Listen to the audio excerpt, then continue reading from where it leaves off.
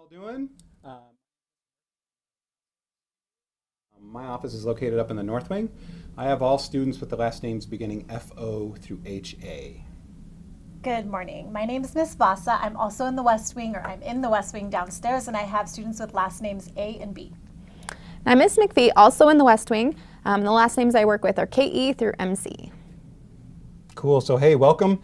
This is our live Q&A. We're here to answer any questions that you have. We would encourage you with that Google Doc link that you have to submit any questions that you have. We've got like 35 minutes to kind of answer your questions, and this is a great opportunity to get any of those general questions answered. If you have individualized questions that you want to address with your counselor, counselors will be available today during academic time in the College and Career Center. We'll also be available all next week to answer any of your questions. So you've gotten your registration forms. Please take care of those. Those are really important. Those are going to have your registration appointment time on there. And you also saw that quick video kind of going over the registration process. Now we're here to answer your questions. So we've got a good list of questions, and they're coming in real quick, so we're going to get started. First question is, how many credits does each grade need to register for? Who'd like to answer that? I can do that one.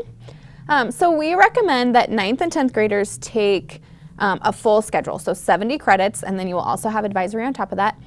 Juniors, we recommend 60 credits, and then seniors have a lot of flexibility. They can take as few as 50, but a lot of seniors will take even more than that. So we just want to make sure that you have space to fit in all of your graduation requirements. So fitting in full schedules those first couple years is really helpful with that to make sure you get everything in. And remember that a year-long class is 10 credits and a semester class is 5 credits. Good thing to remember. Thanks. Good note. Cool. How do I find the list of the required classes that I need to graduate? That is another good question. That's a great question. So on your form, it's actually broken up that way, and it will remind you how many credits you need for graduation under each category. In addition to that, we have the graduation requirements on the FRHScourseguide.org website, and it's its own link. So click on graduation requirements. You can see what's required from the school district to graduate, and then there's an additional page on that downloadable course guide that actually breaks up graduation requirements by category. So you can say, what are my fine arts requirements? What are my options in that category? You'll look under fine arts, and you'll see all the different classes that give fine arts credit. Sounds good. Quick reminder, graduation requirements for the current freshman class of 2021. Your graduation requirements are a little bit different than the requirements for the current sophomores, juniors, and seniors. So make sure that you're paying attention to that, and that when you look at graduation requirements, you're looking at the appropriate chart so that you know what you need to take. Cool. Wow, we got lots of questions coming in. We're gonna get to as many as we can. Awesome. So, like, I had my form and I got it on Friday, and then my dog ate it over the weekend, or I shoved it in my backpack and I can't find it anymore. What do I do if I lost my form? You don't register. You don't register? Does that mean I won't graduate? Yes, it means you will not graduate. Okay.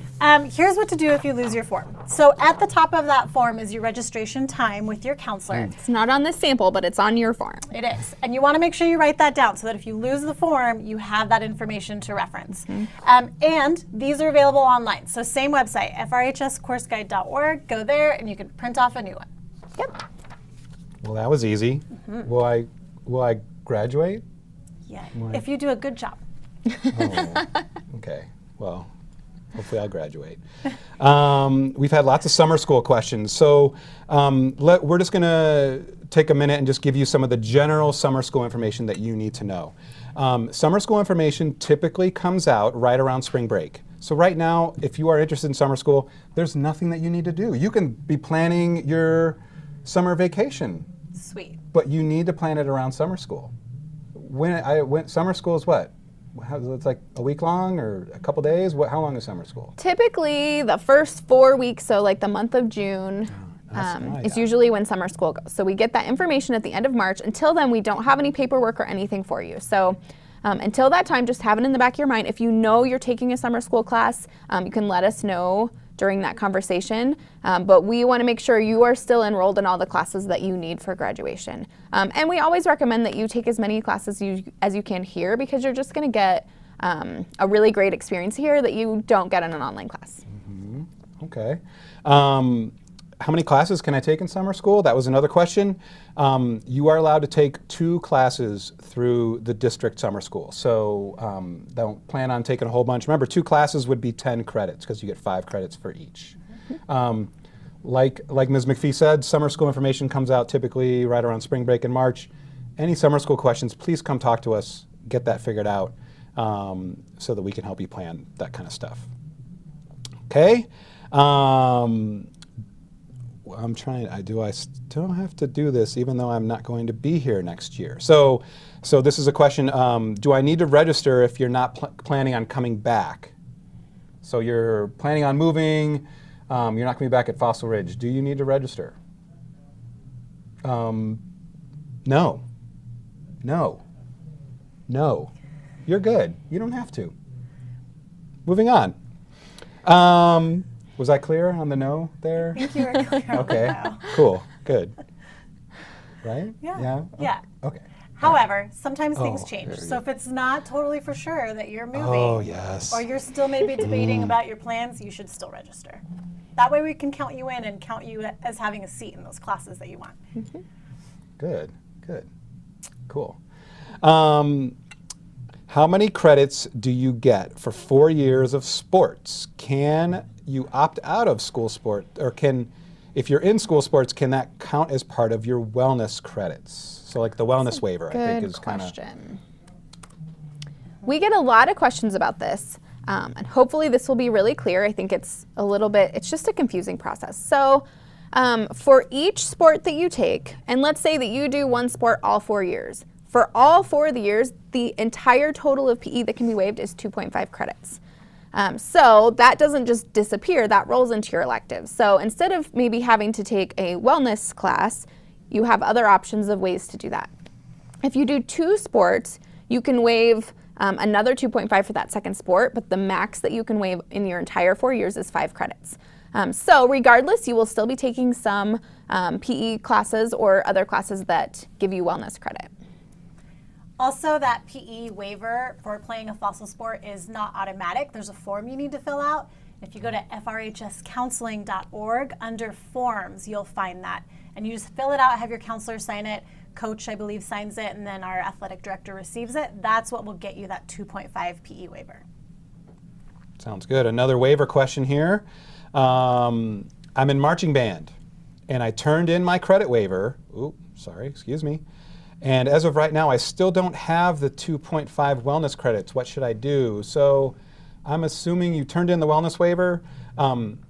The thing that you need to remember about the waivers is that you don't actually earn credits for a waiver, just that those 2.5 credits don't count. So if you look at your graduation analysis that you got on your transcript last week, instead of the wellness, the credit requirement showing 12.5, it should actually show 10 credits.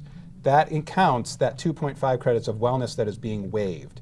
So a wellness waiver for a marching band, for a sport, for anything like that, you don't actually earn credits. It is truly just it waives that requirement. So I'm hoping that makes sense. And if there is something that you think is not correct, it's always okay to check with your counselor and just see. Sometimes just when forms are getting turned in, or if there wasn't a signature somewhere, we can help figure out where the disconnect might have been. Perfect. Next question. You all are doing a great job with these questions. Hopefully, hopefully we're informing you and entertaining you at some point, at least a little bit, maybe. We'll see. Next question. I am a freshman and I want to take AP Human Geography next year, but I'm not currently in a history class. So right now, how would that student get a teacher signature for that class? Because we do require a signature for AP Human Geography. That's a great question. Do you want to take that one? You're on a roll. I think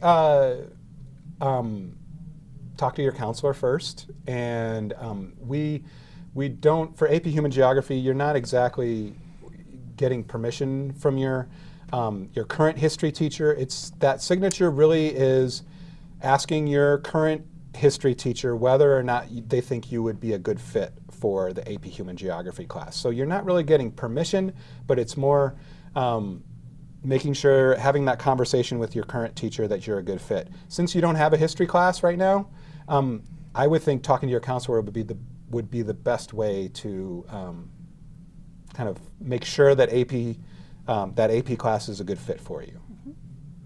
Cool. Great job. All right. Next question. Can a sophomore get into AP language and composition if they want to? Interesting question. Very interesting question. Should I just go with my Yeah, answer? go with The it. answer is no, you cannot. No, you can't. AP Language and Composition is a junior level English class. You need to be a junior to take that class. The progression of English is you would take English 9, take world literature and composition, then you would take either US Lit and AP Language and Composition as a junior, and then you have a whole bunch of choices of what you can take as a senior. But AP Language and Composition is a junior level class, so you need to wait till junior year. Wow,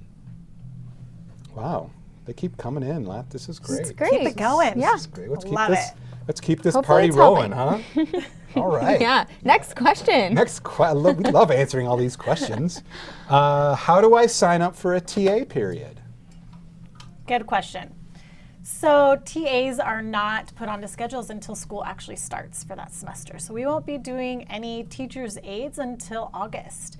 So it's not really something that we count in the registration process. We really want to encourage you to be having a nice, robust schedule where you're learning lots and enriching your high school experience. So if a TA is something that you're looking for, that's something to look for information in August on.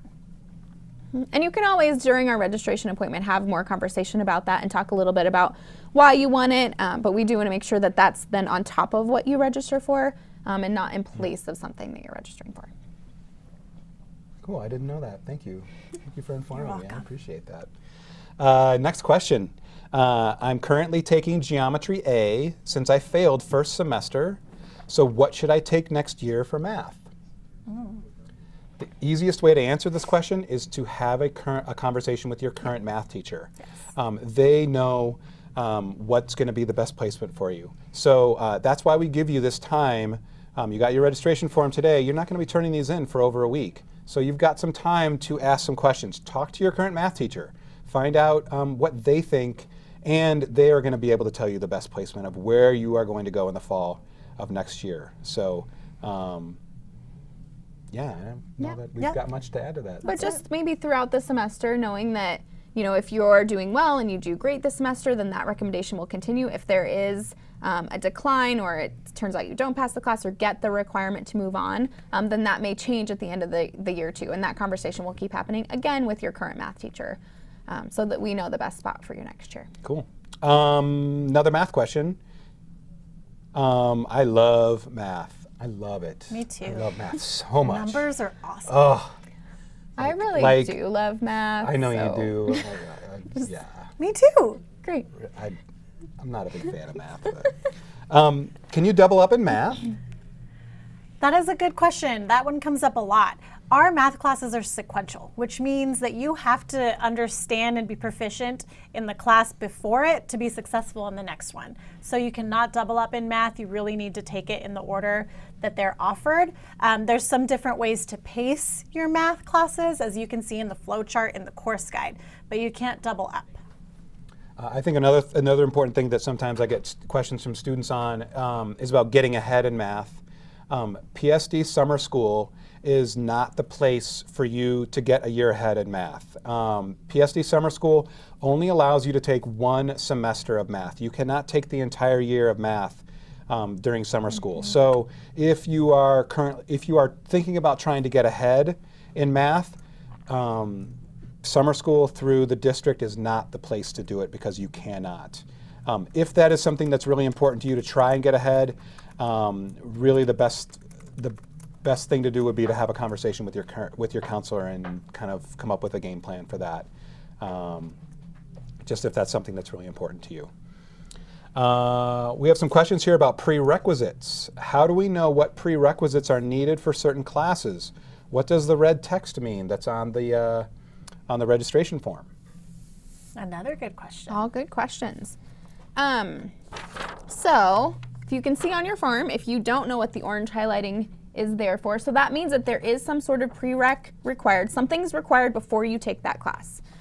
So for just an example, let's see, what's a good example?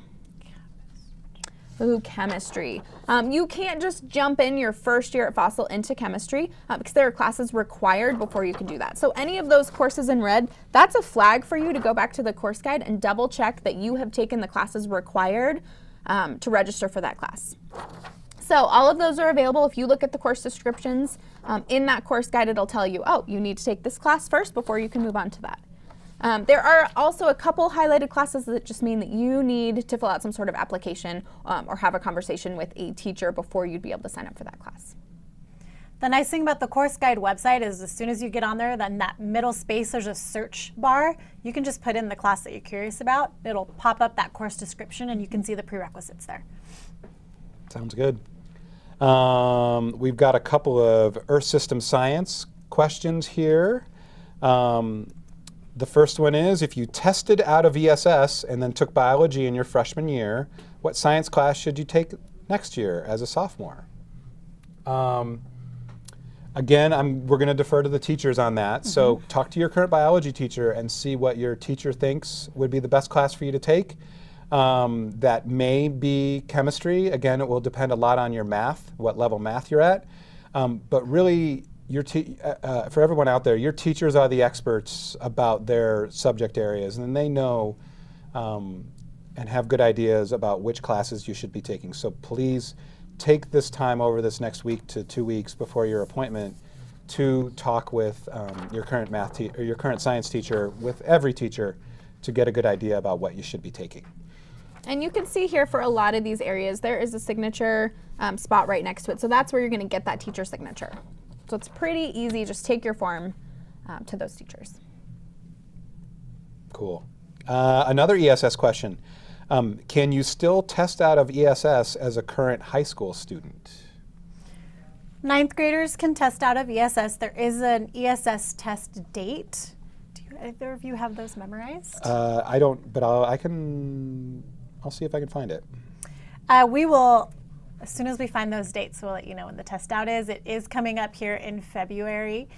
There's a study guide, some points that you should know, and then that way you kind of know how you did before registration's over. Yeah, we'll keep looking for that. We'll keep that question up there. We'll keep looking for that on the ESS test out date. Again, a real easy way is talk to your science teachers. They're going to know that date. We do have that available on the website. We're just going to find it. Did you find it? Yes. Oh. Okay. What? So, wait, hold on. That was amazing. You did that so quick. I mean, magical. like it's like you knew where to go. I did. Wow. Thanks to our amazing science department. They really make information science. easy to find. Those science teachers are so cool. Current 9th graders, February 7th. So next week, 3 p.m., the test will be in the Roundhouse. You have to register online. There is a Google form. So students just need to make sure they register ahead of time for that test. And let your counselor know if you're having a hard time finding that registration link. Wow. Done. Check. Next I'm gonna question. leave. I'm gonna leave. You got this. Making this easy. Cool. Next question. Oh, this is a good one. Is accounting or finance required to graduate? The answer is finance is a graduation requirement, and we have lots of options of different finance classes you can take in order to graduate. Accounting is not a graduation requirement, although accounting is an awesome class, and we would encourage you, if you have an interest in accounting, to definitely take that class, but it is not a graduation requirement. Finance, though, is a graduation requirement, and we offer lots of different classes that you can take.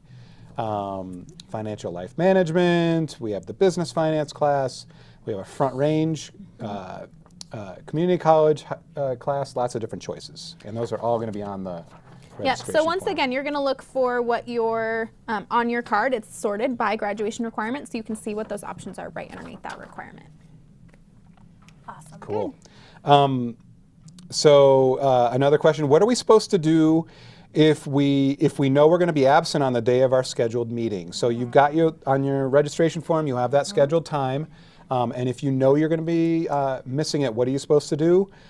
Probably the best thing that you could do would be to contact your counselor right away so that they know.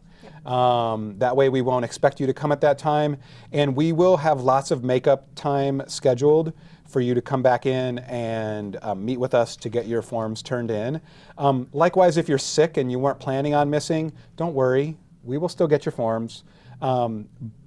Just make sure that we know and find us, and we will get you scheduled in. Don't worry about that. And then we'll send you a pass to come at the rescheduled time.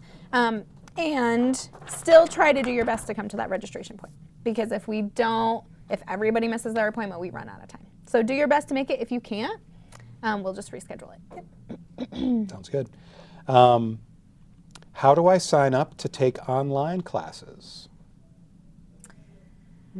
Interesting. We don't necessarily have an offering of online classes for you to register for. So if you have specific questions about maybe a class that you failed that you need to recover credit for, or something that you're missing or don't have space for in your plans, talk to your counselor about it. We can kind of advise you with what would be the best ways for you to get that credit. Again, I'm blown away by the You're just so caliber kind. of your answers. It's amazing. So, like, I got to take all these classes, and I really want to graduate, but I have no idea what I want to do for my future. What should I do? Really good question. Excuse me, sorry. That was terrible. So in all of this and making some plans and trying to figure out, we have a couple goals. One, try to make sure that all of your graduation requirements are completed. We want you to graduate and move on to your next step. Second, we want to make sure that you are meeting your long-term goals and whatever you want to do after high school. So there's a couple ways you'll do that. So again, focusing on your grad requirements, but also thinking about what do you want to do after high school? What types of schools do you want to go to? Do you plan on going directly to a career? So in that, we want to have conversations with you around all of those things. So this just isn't just about picking classes, it's about making decisions for your future. So if you know that you're going to a four-year college, we want to make sure that you're getting all the courses that they're going to be expecting from you. If you know that you really want to get into a specific program, potentially welding, we have options for that within your schedule to start building that in now and helping you set those goals. So that's a great conversation to have with your counselor. We can have some of those conversations when we're available in the next couple of weeks, and we can always have those conversations other times. And we have set times where we do planning with students for every grade level, and that's a great time to have those conversations and really make sure that what you're registering for matches with your long-term goals. That sounds great. I think it's really important for you all to be planning out what you want to do. You've got 8 amazing counselors in this building that can really help you get some good plans and get things figured out. Next question, another PE waiver, wellness waiver question. I took a first semester sport, but my coach moved away. I can't get his signature for the wellness waiver. What's up with that? What do I do? I'll answer that. Okay. I would go see Mr. Carlucci, the athletic director, down in the front office, and they can, the athletic office will be able to see that you participated in that sport. You don't necessarily, I mean, we want the coach to sign, but if the coach is no longer available, we can still figure that out. But go down to the athletics office, bring that waiver, and talk with Ms. Petzovich, the secretary, or Mr. Carlucci, and they can help you figure that out.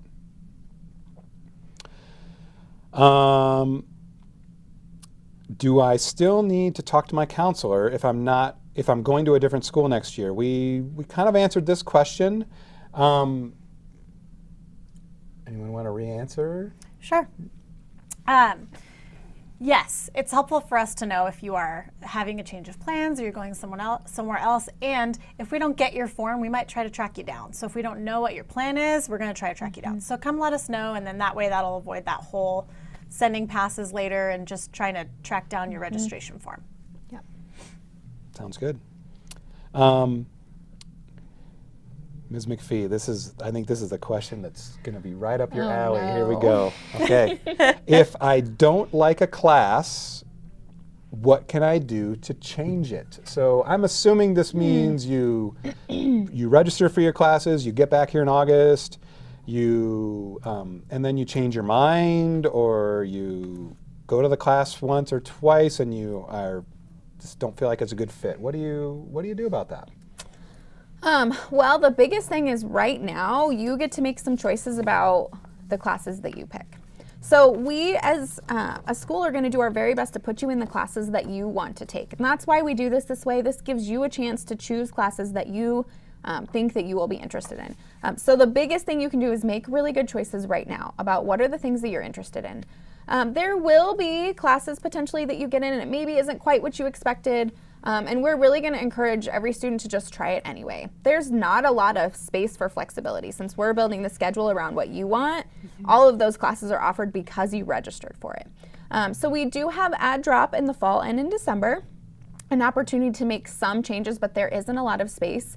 And really our expectation is that you are taking the classes you sign up for. So sometimes that means that you just change your perspective a little bit and try it, and then after the fact, maybe that's not something you're going to continue exploring. But the biggest thing you can do is make really good choices right now and pick classes that you know that you are interested in and that you are going to be willing to participate in next year. Anything to add to that? That was amazing. Yeah. Yeah, good answer. Amazing. Thank you. To help you be thoughtful in those choices, talk to your current teachers about the classes, and if they feel like those would be good fits for you, talk to your parents, talk to your counselors, read the course description. A lot of times people will just look at the name of a class and make assumptions, and sometimes it's different than what you might think. So make sure you're reading that course description in the course guide. Yeah. Cool. Here's another good one. We'll see who wants to answer this one. How do I sign up for an off period? I'd like an off period. I would also like Can an I off leave period. early on Wednesdays and Fridays? Can I do that? That's a really good question. I've been asking that for a long time, and I've never gotten an answer, but It depends. thanks. But what do, so if a student wants an off period, then you would need to make sure that you register for the appropriate number of credits so that you would get an off period. So if you register for 60 credits, remember the maximum that you can register for is 70, so that means you would have one off period each semester. If you register for 50 credits, that would mean that you would have 2 off periods each semester. Remember that the most off periods you can have in one semester is 2. You are not allowed to have more than 2 off periods. If you are looking for a specific off period, then the best thing that you could do is going to be to go to add drop. That is your opportunity to try and move some classes around to get that off period. We want to remind you that you are here to take courses and to learn and to be a student. Although we want you to really prioritize that you get the classes that you want, and that maybe that you be a little flexible with your off periods. We do understand that there are students with athletics, maybe work, that need a certain off period. That is what you'll take at add drop. But remember that you're here to be a student, and we want you to be here and getting good grades and learning and all that great stuff too. That's a hard question to answer. It's Is a that hard okay? question to answer. Yeah. Okay. Well, this is an interesting question. I don't know that we've ever gotten something like this. I've never talked to a student about this one. Do we need volunteer hours to graduate? And if so, how do we log them? That is a good question. Oh, anyone want to take a stab at that? Sure. I mean, at this point, there is not a requirement for you to do volunteer hours to graduate. There are some different things that you'll do in advisory that offer some of those opportunities, and so that's part of your grade in advisory. But not necessarily something you have to do for graduation. I think depending on different schools that you may be looking at or different opportunities after high school, that can be really important. And so there are different ways that you can track that, and I think your counselor and different people can have some good ideas about how you do that. Sometimes the places you volunteer have great ways of tracking that. That can be something that you can put on a resume, and there's access to some of that in career cruising, and you'll have different lessons in advisory that help with that. There's different ways that you can document that information so that it's ready to go for any of those potential employers. different programs that you want to go to, if there are any internship experiences that you want. That can all be great information for that and your college applications. So there's different ways you can track it, but it's a great opportunity, a great thing to explore and to do, but not necessarily a graduation requirement. Cool. We've got a couple of graduation questions here in a row, so we'll get those away. going. Okay, so if there are graduation required classes not related to the career that you're interested in or your career goal, can you opt out of those classes? Good question. The short answer is no. But to elaborate on that a little bit, the reason for graduation requirements in general is to help prepare you for life after high school, for college if that's in your future, and just to help you be a well-educated, well-rounded adult as you move forward with life. So those graduation requirements are all there for a reason. You're going to gain things from each of those that are going to help you in your future. So they're not flexible. That's a Poudre school district requirement that we just don't have any ability to change. And then again, looking at the way this is broken down, there's a lot of different options for meeting those graduation requirements. And sometimes you might end up in a class that's not your favorite thing, but there's still a lot to be gained from those classes as well. Cool. Last graduation, well, not last, but next graduation question is, how am I supposed to graduate early if I'm not allowed to take government or economics as a junior? So first thing is, economics is not is something that you can take as a junior. You can take economics as a sophomore as well. So, government is a senior level class.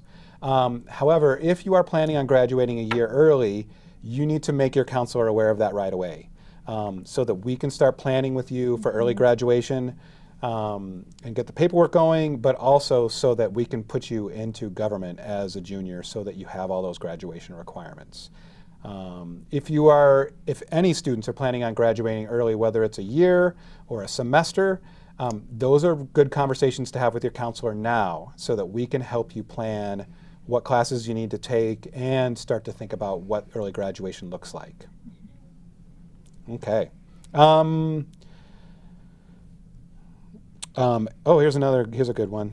If I go over the required credits, would they be considered elective credits? Yes. Yeah. Yeah. So for any of those things, I think language arts is one. So for your English classes, typically we recommend everybody is doing an English class every year. There are also electives that meet that same requirement. So any of those extras roll into that elective bucket. And that happens with any graduation category, which is great. You have a lot of graduation, elective graduation requirements necessary as well. So a lot of that extra. And if you go above that, that's okay too. Great. Okay, we've got a couple of, here's a Front Range concurrent enrollment question. Are the Front Range Community College Career Pathways classes at Front Range or here at Fossil Ridge? The Career Pathways programs, those are the programs where you go either, you are taking Front Range courses either in the morning or in the afternoon, and then whichever one you're not doing, then you're here at Fossil taking classes.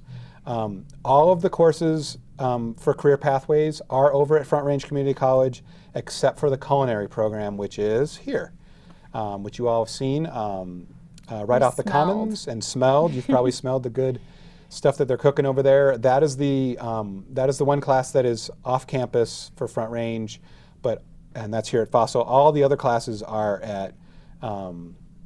over at Front Range Community College. Wanted to put in just a little bit of information about any concurrent enrollment classes that you are interested in taking. We offer a lot of different Front Range Community College classes that are offered here. We offer classes through the Career Pathways program and through our Campus Select program where you can take classes over at Front Range Community College. Any questions you have about concurrent enrollment, please see your counselor. We can help answer those questions. A lot of great opportunities for you to earn both high school and college credit, and it's free. And free college credit, that's pretty cool. Yep. Okay, we've got lots more questions. We've got about 6 more minutes, and we'll stay with you till the very end and make sure that we answer as much questions as we can. Okay, here's another Front Range question that just came up. I'm currently a junior and I'm interested in taking Front Range classes. How do I sign up? great question. Kind of just talked about that a little bit. Talk to your counselor about those front range classes. There are some front range courses that you can take that are on your registration form. And those are noted by the little front range picture and icon that'll be listed next to those classes. Any concurrent enrollment front range classes, please talk to your counselor and we can point you in the right direction to kind of answer those questions about that. Okay, here's another good one. You said before that you could take a total of 10 credits of summer school. Is that for just one summer or is that for all of high school? That's for one summer. So you can take 10 credits of summer school each summer before you graduate. I think that answers that. Yeah, cool. Let's see. Where can I find course descriptions? Ms. McPhee, what do you got for that one? Awesome. So on the course guide, which again has its own, I mean, you can text in the actual course that you're looking for, or you can go by category, and then you will get full descriptions of what those courses are, their prerequisites, how many credits they're worth. And again, we really encourage you to go there and look for those descriptions before you fill it out on your card so that you really know what you're signing up for. Okay. Where can I find all of the available online classes? So we've talked a little bit about online classes. The classes through summer school that you can take online will be available when the summer school information comes out in March. As far as a list of the classes that are available here online, what a great question. We can kind of talk a little bit about the online classes here. We do offer online classes here at Fossil Ridge. They are solely for students that need to do credit recovery. And what credit recovery means is that you failed a class and you still need to earn that credit and you would like to try it as an online class. The online classes that are here at Fossil Ridge are not available to all students. They are only available to students who want to do credit recovery. So if you fail a class, especially one that might be a graduation requirement, and you would like to try it online, please come see your counselor, talk with them. We can help you kind of come up with a game plan on maybe some online classes that you could take to kind of recover those credits. But online is not for everybody. It is only available for students who have failed a class here in the building. Keep that in mind. We got about 3 minutes. We've got a couple more questions here. How many off periods can a senior have? A senior can have a maximum of 2 off periods per semester for the year. That's 5 classes each semester. That's Good. that. Yep. Done. Okay, we've got another question here. Do the CU Succeed classes cost money? You got that one? Sure. Yes. So to get that college credit through those CU Succeed classes, there is a fee with that. And that's something that the teachers of those classes can help coordinate and answer more specifics about. You can also talk with your counselor in those one-on-one conversations. But yes, there is a fee associated with that. Okay. Another follow-up question that just came up is, do the front range... Oh, sorry. That was our last question. Okay, well, we did get to some... we got to lots of questions. We hope that we were really helpful with answering a lot of your questions. We weren't able to get to all of them, and we're sorry about that.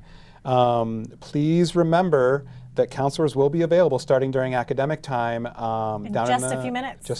Just a couple minutes down in the College and Career Center. If you are interested in coming down there to ask some questions, please make sure that you sign out of your advisory class, and then we will have you sign in down in the College and Career Center. And then also just a reminder, counselors will be available in the north and west wings all next week during lunch to answer any questions. We want to make sure that you are ready to register, you've got all your questions answered. Cool, we look forward to meeting with you. So that's it. Okay. Happy registering, Fossil Ridge. Whoop, whoop. Thank you. See some of you in a few minutes, probably. Yeah. And we're waiting for our thumbs up, which we haven't gotten yet. So we're going to keep talking and enter. And Vasa, are you going to sing? Were you going to sing for us? Was that happening?